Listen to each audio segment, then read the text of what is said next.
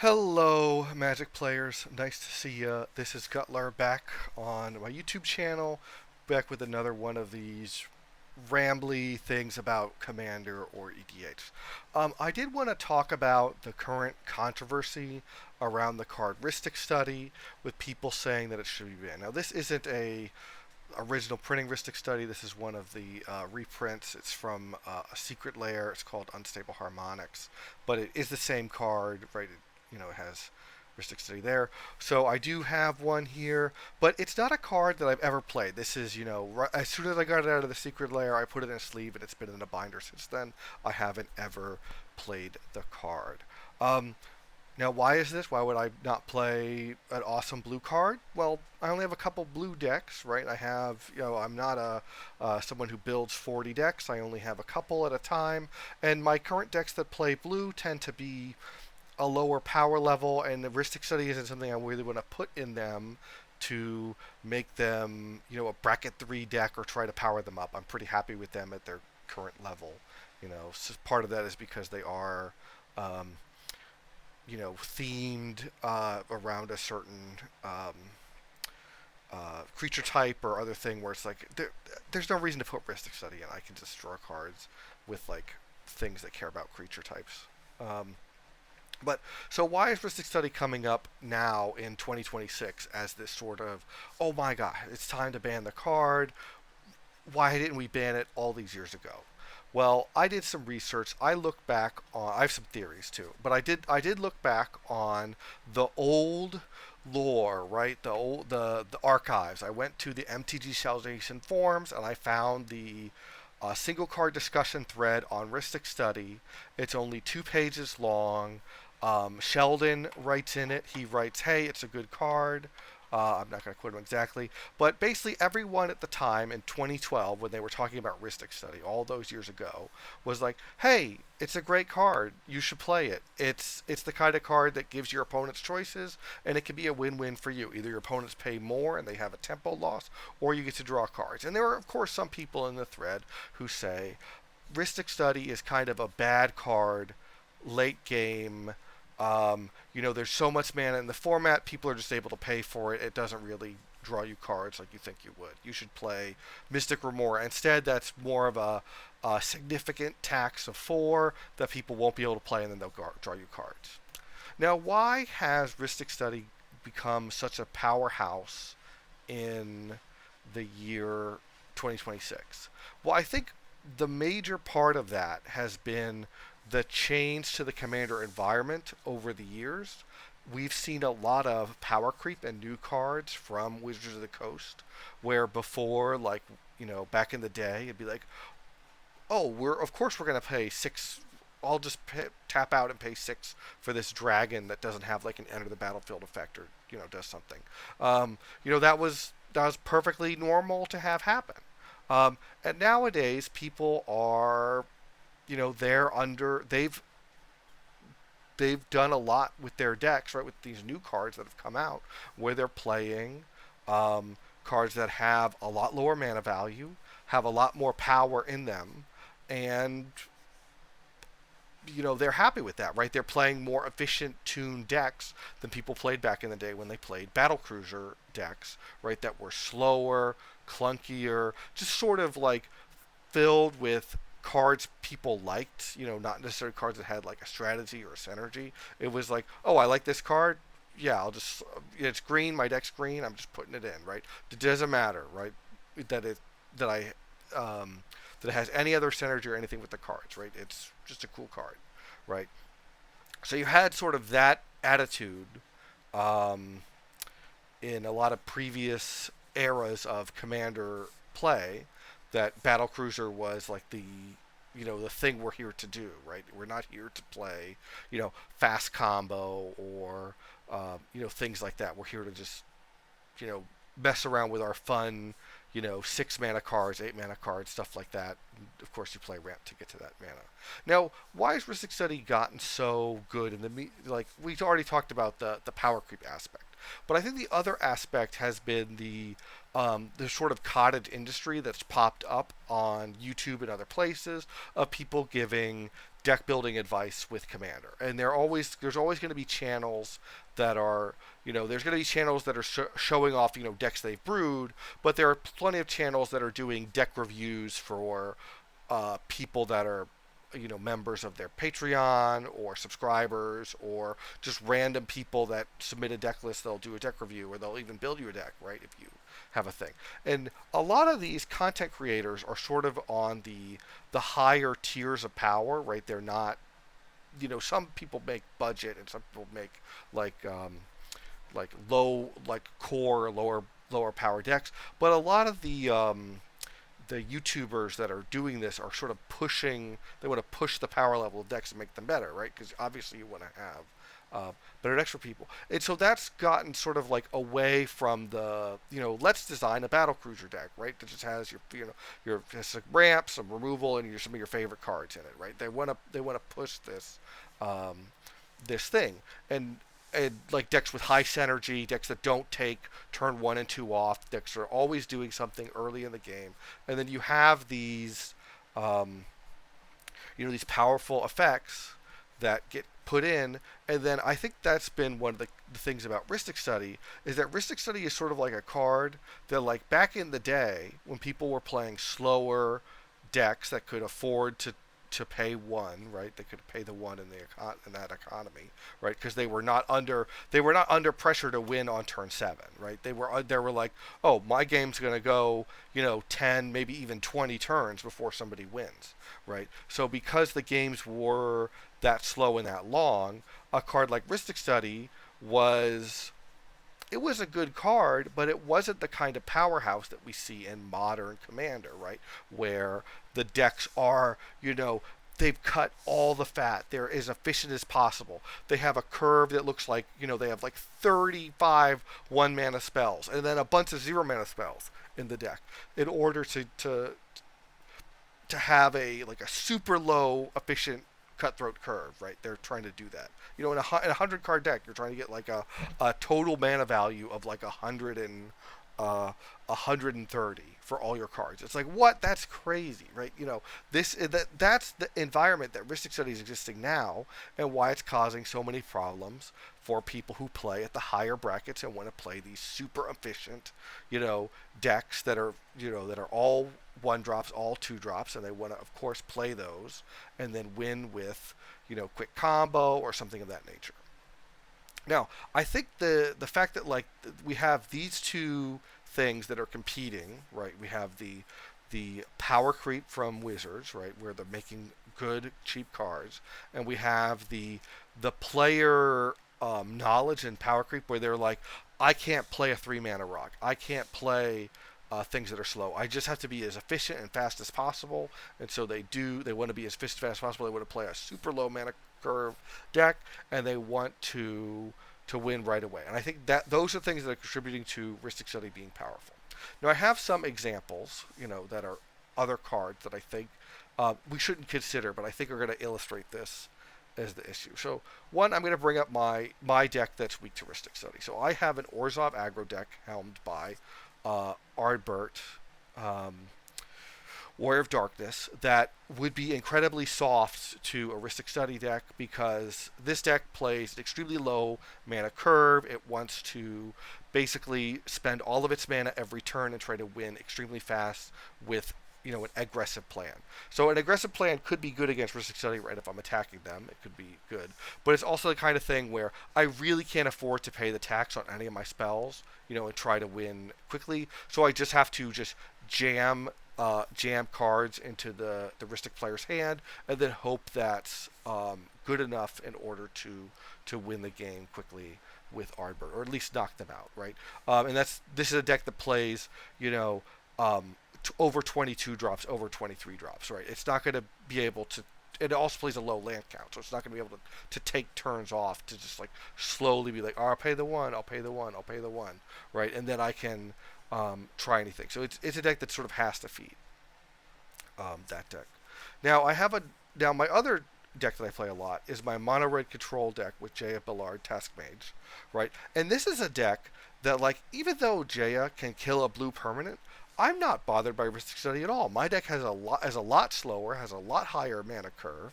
It's it's the kind of deck that doesn't like, oh, you asked me to pay the one? Sure, I can totally do that. I have 8 lands. I'm playing a dragon for 6. I can pay the one. That's fine. And it is the kind of thing where even if I don't pay the one, like say I have 6 lands and I tap out and I play that same dragon, right? If I'm Since I'm not casting multiple spells in a turn the way like Ardbert wants to do, like Ardbert's like ideal turn, like turn 3 Ardbert's great, but my ideal turn 4 is like two drops, right? So like I'm not going to be multi-spelling as in a one turn as with Jaya like I am with Ardbert. So this is the kind of thing where because of the slowness of the deck, the ability to pay the one, and I mean also I could kill a blue permanent if I want. If I really bother by Rhystic Study, I could kill it. It's the kind of thing where a Rhystic player, like if I'm being responsible and I'm paying the one, and I'm also not playing too many spells, right? So they're not getting anything off me.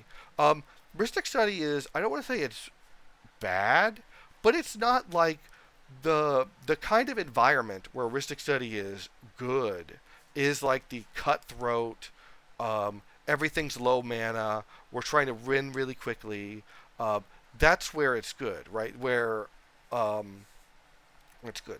So I think a lot of like the older style, slow battlecruiser decks that if people still play decks like that, those decks, they're not really bothered by Rhystic Study in the same way that CDH lists or like really fast decks are, right? Where they're really bothered by Rhystic Study because, of course, when I play a 6 cost spell and it goes, oh, well, it costs 1 more mana, it's like, well, I can afford it, right? But it's also, it's like a less than 20% extra tax on the spell's mana cost, that extra 1.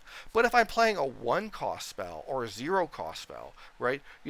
That's a 100% increase in the mana just to pay for Rhystic Study, right? Even if I'm playing a 2 cost, right? I'm playing a 2 cost spell.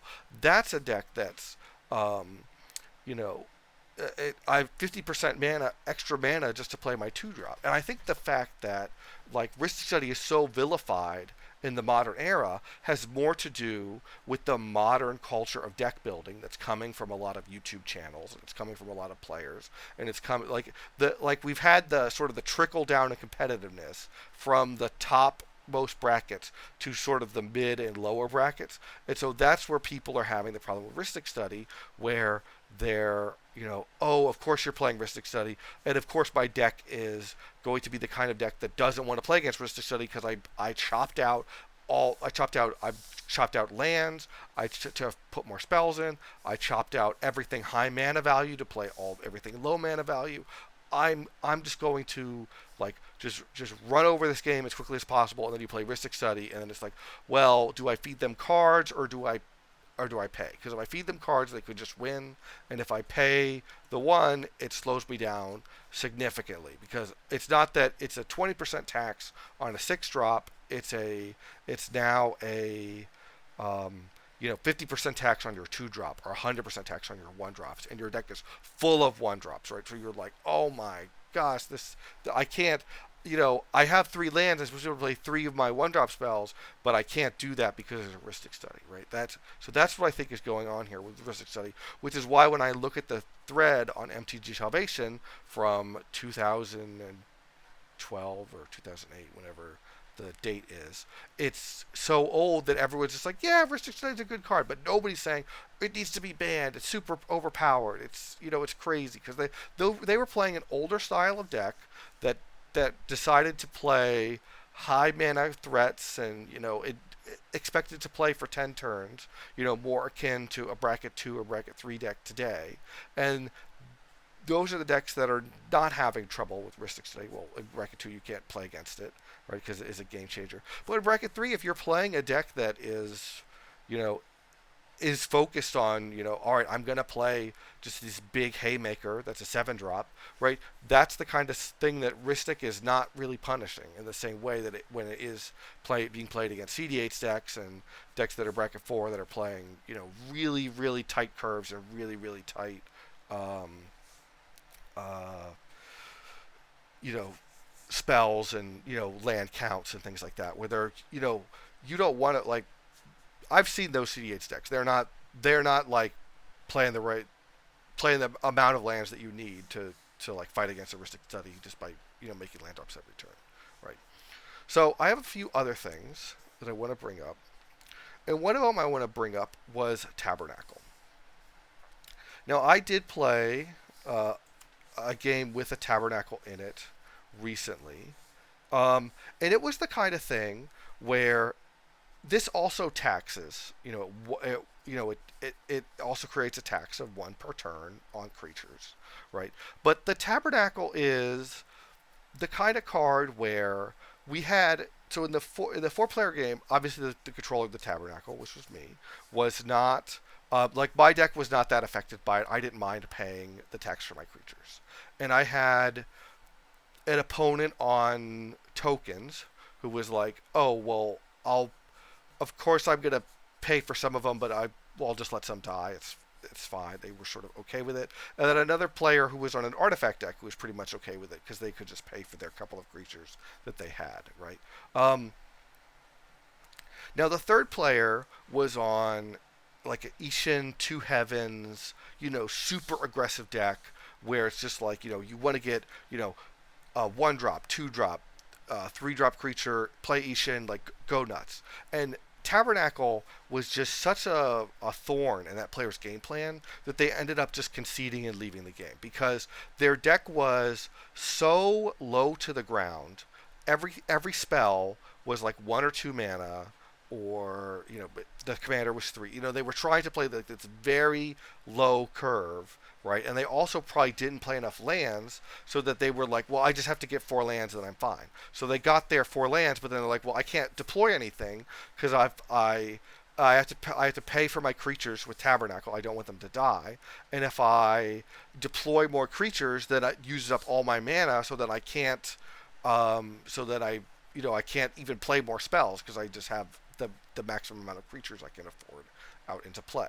And it was the kind of thing where I was like, I get it. Like, this person has built a deck under the modern deck building philosophy that comes from those YouTube channels, right? Where they've cut, their curve is probably like they probably have like maybe 1 or 2 5-drops, and then everything else is lower. They have, everything is as efficient and quick as possible, but it's a deck that's probably playing just enough lands, like maybe 35 or 36 lands, just enough to try to like execute its plan, but it's not the kind of deck that can afford to pay extra mana into things like a Tabernacle or a Rhystic Study in this case. So then I was like, oh, I've understood now. That was my Tabernacle story. And I think that my next card here is going to show that, like, hey, if you want to beat Rhystic Study, like, here's the plan to beat Rhystic Study. And that is going to be the card Trinisphere.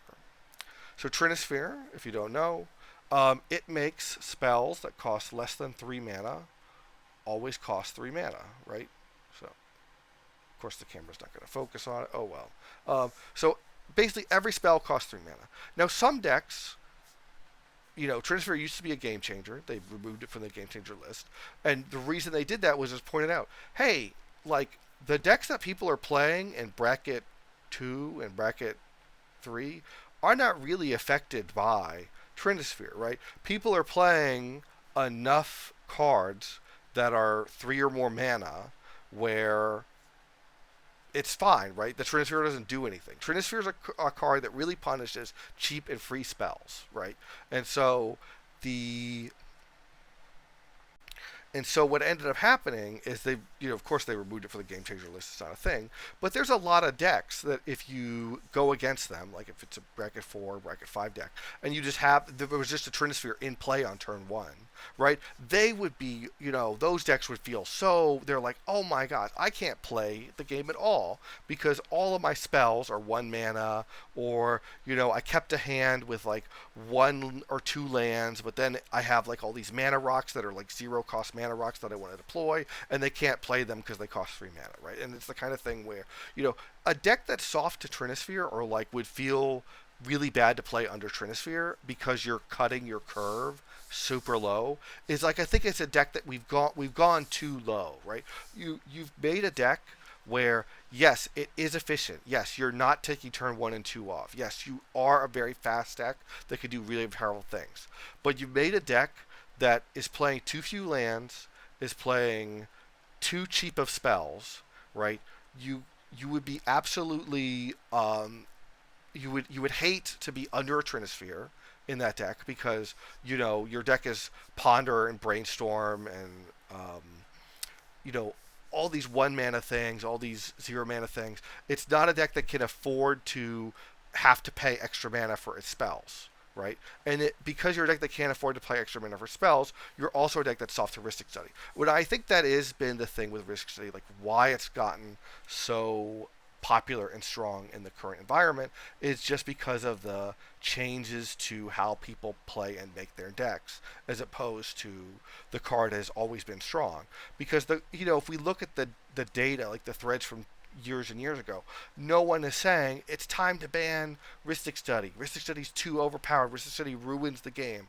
Rhystic Study's a collusion card, right? Nobody's saying that in the past, right? When it was, it's been a card that's been around for decades, right, in the format, right? And everyone is saying it now, right? Well, not everyone, but some people are saying, Rhystic Study's super powerful. We need to ban Rhystic Study. Rhystic Study's ruining CDH.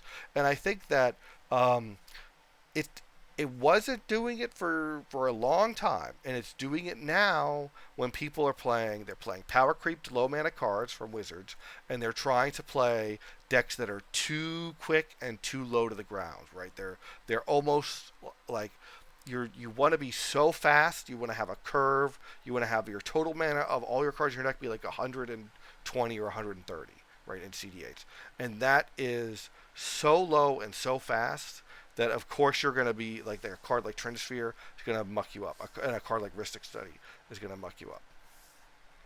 So, do I think we should ban Rhystic Study?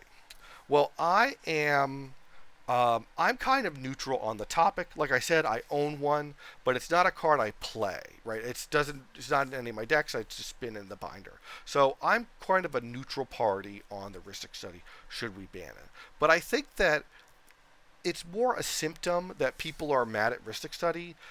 It's more a symptom of the way people are building decks in the modern era is in a way that those decks that they want to make. They want to make the low curve. They want to make the the quick deck that you know that has low land count, low mana value on all the spells. The way they want to make those kind of decks is natural. Is sort of you're naturally making a deck that is easy prey for a Rhystic Study, and that's why the card has exploded in popularity and people playing it. Right? I think it's because of it's got the reputation as the most played game changer. It's one of the most played blue cards in the format. It's like the third most played after Counterspell and Offer You Can't Refuse. Right, Rhystic Study is the third one. Like it's like wow. It's got that reputation. It's got a high salt score.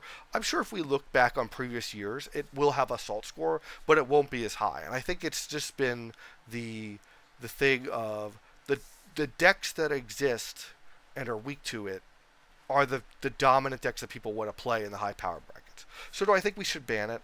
I'm kind of on the camp of no. I think the fact that old style of decks, battlecruiser decks, the decks that people play in bracket 3 even these could be decks that are resilient and not weak to Rhystic Study, right? If you're a deck that does not care about Trinisphere because all your spells are 3 mana, or the majority of your spells are 3 mana, or you don't even you're not trying to play free or cheap spells, right? You're probably a deck that doesn't mind Rhystic Study too much. You can pay the one. It's not a it's not as bad as its things. But the decks that are, the CDH players, they're the people that are having trouble with it. So I think we should ban it.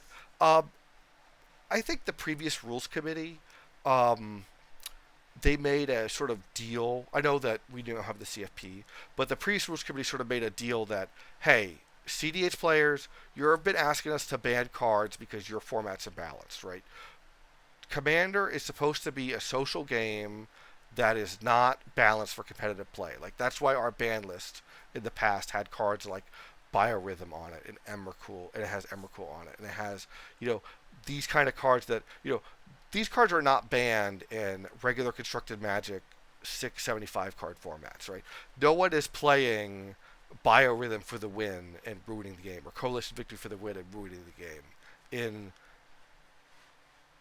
constructed Magic when you have a 60 card deck and a 50 card sideboard. It's only in Commander that this would come up and then this would be an issue, right? So I think the issue is that people have been trying to, like, the decks have gotten too greedily, the as the Lord of the Rings quote is, they've dug too greedily and too deep. They want to run too low of curves. They want to run too few lands. And so those are the decks that are weak to Trinisphere, and those are the decks that are weak to Rhystic Study. And as long as like if you ask yourself the question, is my deck weak to Trinisphere?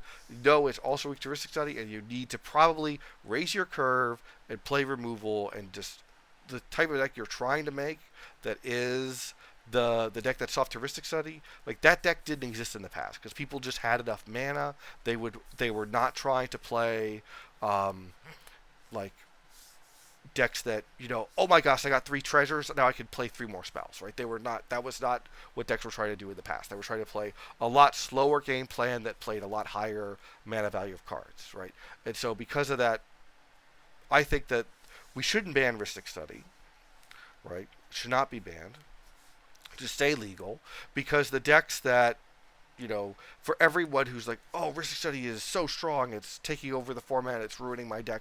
It's just like, well, your decks, you just made a deck that's weak to Rhystic Study, right? I mean, it's no different than oh, I made an all creature deck. It's just all creatures. I have no flying. I have no way to do anything. It's just like, I have a moat, or I have Blazing Archon or something. You're like, oh, how do I kill that? And it's like, well, you're supposed to play a kill spell for a Blazing Archon, right? If you just play an all creature deck with whatever, you don't have any way to stop a creature from being in play. That's why you would lose to a card like Blazing Archon or Humility or something that like really shuts down creatures in the same way that we can understand when someone's like, oh, my deck's losing to Humility. And it's like, well, you got to put a Disenchant or you got to Naturalize or Corrosive Grip or something, and then you can beat Humility, right? And then they're like, oh yeah, I can make that change. But when it comes to Rhystic Study, people are like, I can't change my deck. I can't change it to play things that are that to play a deck that isn't as weak to Rhystic Study because it paid the tax, right? It plays a higher land count. It plays more expensive spells, right, that are not as heavily taxed by Rhystic Study. It wants to play a later gameplay. They're like, I can't do that. I just have to get Rhystic Study banned. And I think that the previous rules committee said, hey, we're only making one ban for CD8s. It's because you guys keep bugging us about it. And they banned Flash, right? The combo card Flash. And I think it's like, well, if the problem with the CD8's meta is that it's too stale, because of Rhystic Study, because everyone's playing decks that are weak to Rhystic Study and they're playing Rhystic Study.